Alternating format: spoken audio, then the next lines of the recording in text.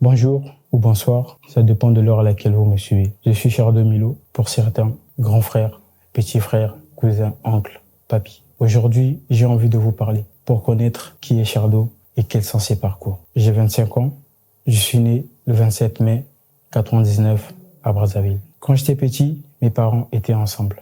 Mon père était policier et ma mère était enseignante. Aujourd'hui, je suis pas là pour vous faire le sérieux, le mec beau, mais pour vous raconter le témoignage de ma vie. J'ai grandi avec mes parents à Wendy, pour ceux qui connaissent. Mais dès petit, je sentais déjà des fortes tensions, des très très fortes tensions, jusqu'à ce que ma mère a décidé de rentrer chez mes grands-parents, de se séparer de mon père. Les premières semaines, deuxième semaine, mois, années, tout se passait tellement bien. Je vous reviens que j'étais en primaire et on dormait tous dans un studio, dans un même lit, moi, ma mère et ma petite sœur. Dieu a fait grâce, je suis passé en collège. Ma mère a décidé de quitter chez mes grands-parents pour trouver une autre maison, deux chambres, salon. Tellement que j'avais grandi, je connaissais maintenant le bien et le mal. J'avais plus l'avantage ou la facilité d'avoir des choses par rapport à quand mes parents étaient ensemble. De tout ce que je voyais chez mes amis à l'école, j'étais tellement devenu complexé. Tellement complexé. Parce que la facilité où je demandais quand j'avais mes parents n'était plus le même. Et c'est là que tout a commencé. J'étais devenu l'enfant le plus têtu. J'étais devenu voleur. Je commençais à voler l'argent de ma mère. J'étais plus cet enfant que ma mère voulait que je sois. Je prenais l'alcool, je buvais la chicha, je faisais n'importe quoi, je vous rassure. J'étais plus cet enfant que ma mère faisait confiance. Tout mon collège savait que celui-là, c'est un pagailleur. Celui-là, il séchait des cours. Celui-là, il faisait pas honneur à ses parents. Mais moi, je m'en foutais autant que j'étais petit. Des années passent, j'ai obtenu encore mon BEPC. C'était encore plus fou que ça.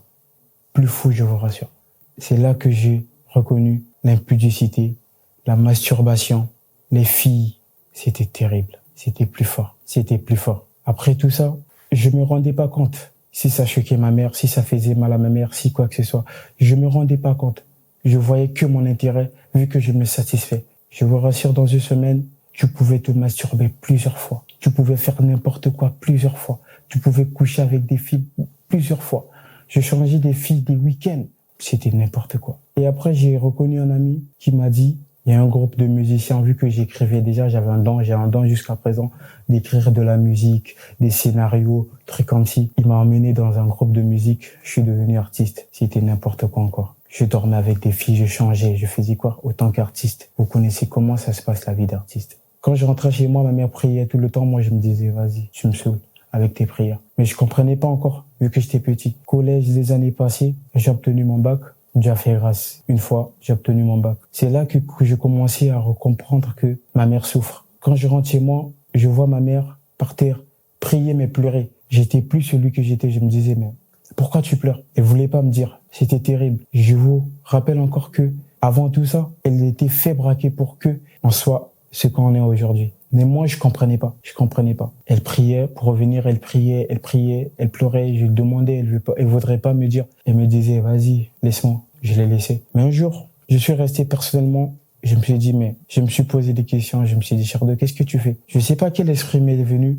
Je me suis reconnu, je me suis dit, mais tu n'es plus cet enfant que ta mère voulait. Tu n'es plus cet enfant que ta mère a investi tout ce qu'il a fait pour toi. Je suis allé voir ma mère, je me suis excusé. Je lui ai dit, maman, pardonne-moi pour tout ce que j'ai fait. Pardonne-moi, je suis que ton fils. Il m'a dit, mon fils, tu es mon fils, je ne peux jamais vouloir le mal de toi. Je ne peux jamais vouloir que tu ailles dans un sens que moi je pense que tu ailles. J'ai fait couler des larmes.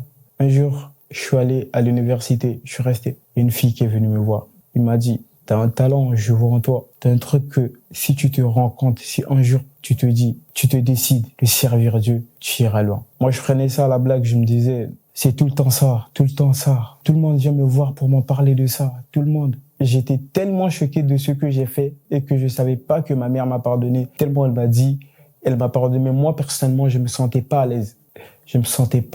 Elle m'a parlé, je lui ai dit, j'ai envie de changer cette vie. De tout ce que je vous ai dit, il y avait des filles qui étaient enceintes pour moi. Et ils ont enlevé, je vous rassure, ils ont enlevé. tous ces péchés-là traînaient sur ma tête. J'ai dit à cette fille, pour tout ce que j'ai fait, je dois changer de vie. Elle m'a dit, c'est pas grave, donne juste ta vie à Jésus, tu verras. Donne juste ta vie à Dieu, tu verras combien il te sortira de cet enfer que tu vis. J'avais plus le choix, je me suis donné à Christ. Elle m'a emmené, vu que j'étais protestant, je suis allé, j'ai témoigné, je me suis baptisé et je me suis donné en Christ. Je servais Dieu totalement et je sers Dieu totalement. C'est comme sa parole nous le dit, les vrais adorateurs l'adoreront en esprit et en vérité. Et c'est ce que je faisais. J'allais évangéliser partout, j'allais partout pour parler de la parole de Dieu. Après mon baptême, une année, Dieu est tellement merveilleux, Dieu a fait grâce et j'ai obtenu mon voyage. Et j'ai voyagé pour la Russie. C'est ma première fois de se séparer de ma mère. Tellement c'était dur, tellement c'était frustrant, tellement c'était choquant. On a tous pleuré, c'était fort. J'ai promis à ma mère, j'y vais, mais je reviendrai. Je suis allé en Russie, en arrivant là, tout était terrible. Je croyais que quand tu vas dans un pays où tu es seul, tu pourras t'en sortir vu qu'on nous disait l'Europe. Mais arrivé là, c'était pas ce qu'on nous disait, c'était pas ce que on voyait, c'était pas ce que on visait. J'avais personne là-bas, j'étais frustré encore. Mais j'avais Jésus en moi. Je priais tout le temps. Je demandais à Dieu, c'est toi qui m'as emmené ici. Tu nous as dit dans ta parole que partout où vous mettrez pied, je vous le donne en possession. Dieu, je suis là, loin de mes parents, loin de ma sœur, loin de tout ce qu'eux m'aiment. C'était terrible. Je priais, mais Dieu faisait grâce. J'avais cette foi, comme la Bible nous le dit.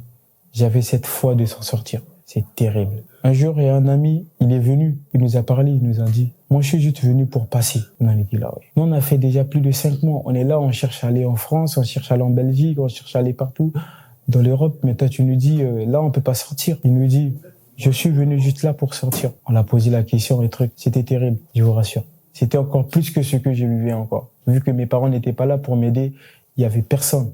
J'étais avec mon frère, mon grand frère. Je suis allé une fois, la première fois, pour passer dans la forêt, pour aller en Pologne. On nous a arrêtés, on nous a frappés. Je suis revenu blessé. Mon grand frère me demande, qu'est-ce qui s'est passé? Je lui ai dit non, on était allé jouer au foot.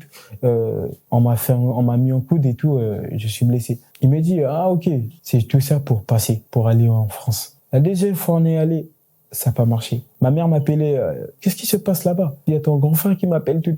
J'ai dit, ça va. Je voulais pas dire à ma mère que je faisais le chemin dans la forêt pour aller en France. Je voulais pas. Je sais et je connais à quel état mettre ma mère. La troisième fois, on est allé avec mon frère. On nous a encore arrêtés. On est revenu en Russie. C'était dur. On a encore appelé les parents pour dire, envoyez l'argent. Tout ça, ils ont envoyé l'argent.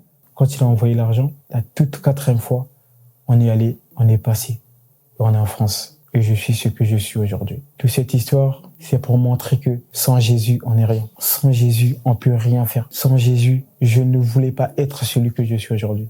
Je suis serviteur de Dieu. Je prêche la parole, j'évangélise la parole, je partage la parole. Pour toi qui me suis, qui était dans la même vie que moi, pour toi qui croyais que la vie est celle que tu mènes, c'est pas ça.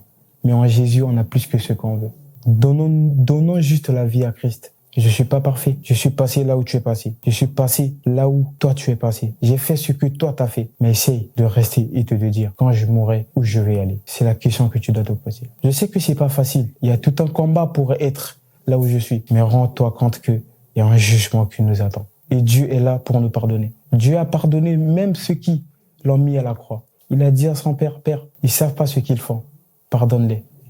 Maintenant, toi et moi, reconnais juste ça. Et Dieu va te sauver. Mais donnons-nous juste à Christ. C'est la plus forte des choses. Il est là pour nous protéger. Pour nous sortir là où on était. Imaginez là où j'étais. J'avais pas le choix. Je me disais, Seigneur, tu m'as donné cette terre en possession, mais j'arrive pas à passer pour aller en France. J'arrive pas à atteindre mes projets. J'avais tellement la foi. Si j'avais pas la foi, j'allais pas passer. Si j'avais pas cette foi, j'allais pas passer. Mais la foi m'a rassuré. La foi est une ferme assurance des choses qu'on espère, une démonstration celle qu'on ne voit pas. Et c'est ce qui était en moi. Et cette foi m'a ramené là où je suis aujourd'hui. Personne aimerait me voir là où je suis, mais je me suis en sorti. Je rends grâce à Dieu pour tout ça. Et je prie que Dieu t'éloigne de ce chemin qui est emprunté, qui est mal. Je prie Dieu qui te secoue, qui te sort de cette obscurité que tu vis. Je sais qu'il est capable et il le fera. Merci d'avoir suivi mon témoignage. N'hésitez pas à liker, à commenter votre avis. Que Dieu vous bénisse.